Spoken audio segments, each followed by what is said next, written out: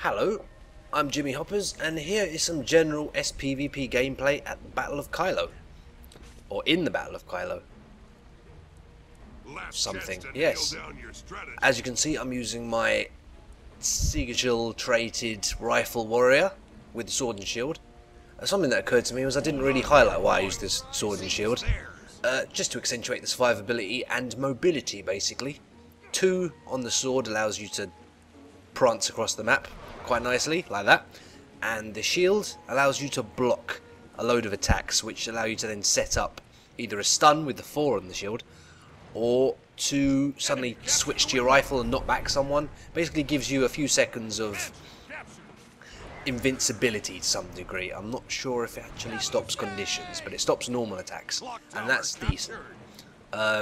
Doesn't stop full damage though, so don't block and then leap off the cliff, because it doesn't work, as I learnt the hard way a few times. And here we immediately go for the Treb, which is what you want to be doing at the Battle of Kylo. I mean, you don't absolutely have to, but it's worth doing. And here you can see we've got quite a few people going for it. And it's better to have a few people going for it, or too many people, than it is not enough people. Thanks to having too many people around, we get 2 for 1 on some thieves. And that's a bloody nice thing, because if I went here by myself, they would have torn my anus off. Once you've taken down the Treb, as you can see here, using your Sword 2 ability, you can leap right over to the roofs, which is a really nice shortcut.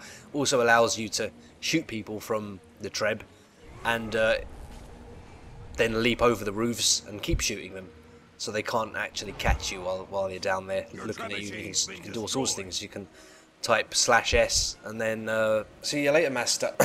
It's great. And then here you see we're going straight back to recap our back cap.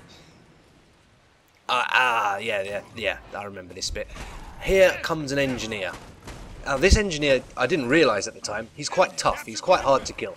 He doesn't do the most damage in the world, but he doesn't take much damage either. He's good at keeping himself alive. And through the course of this video, you will notice me repeatedly going for him, as I end up having some sort of grudge against his survivability, where I should really just have given up on him and gone for the weaker targets. Now that's a very important thing you'll have to keep in mind when SPVPing, or PvPing in general. Keep in mind which targets are worth going for and which aren't. Now this guy isn't. As you can see, he is quite low on life, so he is still really worth going for, especially if you don't realise how survivable he is actually expected to be at this particular moment in time. So I keep going for him, I should really be going for the Mesmer. The Mesmer's only on half-life himself, and he'll still be a hell of a lot more squishy. This engineer's not causing much in the way of trouble, he's just avoiding our attacks. But the fact that we haven't brought him down yet should really tell me next time don't go for Gar Elsenfell, because Gar Elsenfell likes living. Go for the Mesmer, who may not be too bothered about the whole thing. And consequently, in my effort to keep going for this this engineer, I get slaughtered when it was a 2-on-1 for most of the battle, which makes me look shit, and that's probably because I am. But the key to not being so shit is to learn from your mistakes, and that's something I didn't do particularly quickly in this battleground. So maybe you can learn from my mistakes and improve where I'm not. Okay. Straight back to the point, of course, need to cap it. Brokeback is there with very little in life. Should be going for him. He's got no life. Okay, well at least I'm doing that right. Dropping a Mesmer is a real bitch. Could use Frenzy there to give me the quickness drop, but since he's the only one around, it's not worth wasting my 60-second cooldown on doing that. Might as well just play by his rules and just keep going all over the place to try and catch him till I find the right one. And he's gone, so that's something. Yep, another good use of leap there. It really is useful on this Battle of Kylo map, actually, the leap. There's all sorts of places that you can leap over to. Activating Sigil of Fury, just mainly for the speed boost. What's it called? It's not quickness. Haste, for the haste. So I can just get around to the points quickly, which is what you need to do for capping. Hitting that engineer a bit just so I get some points on his kill like that. That's how you want to be getting some extra honour in SPVP. I mean, you don't really get as much honour for winning the game as you should, so you really need to be poaching all the honour you can wherever you can. This thief right here should really drop the giant cog. He's not doing himself any favours. Yet again, his other friendly thief comes to save him, but doesn't manage to do so, and we get another 2 for 1 on the thieves. Doesn't help her that she died right next to him. We know exactly where they are.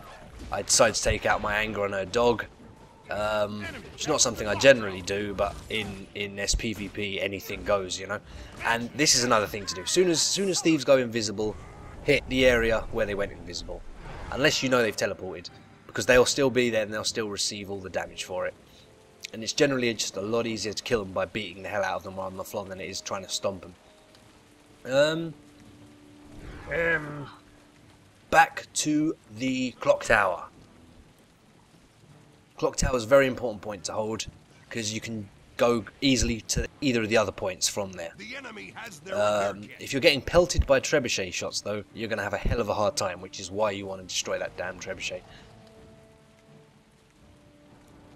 The enemy dropped a repair kit. The enemy dropped a repair kit. Probably that thief running around with his giant cog again. And straight to the mansion we go. And here is that engineer again. Hopefully I don't go for him. Hopefully I've learned something. And yep, going straight for the thief. That's what you want to do. Garelsenfeld tries some ninja shit on me right here, so I jumping headshot him to teach him a lesson.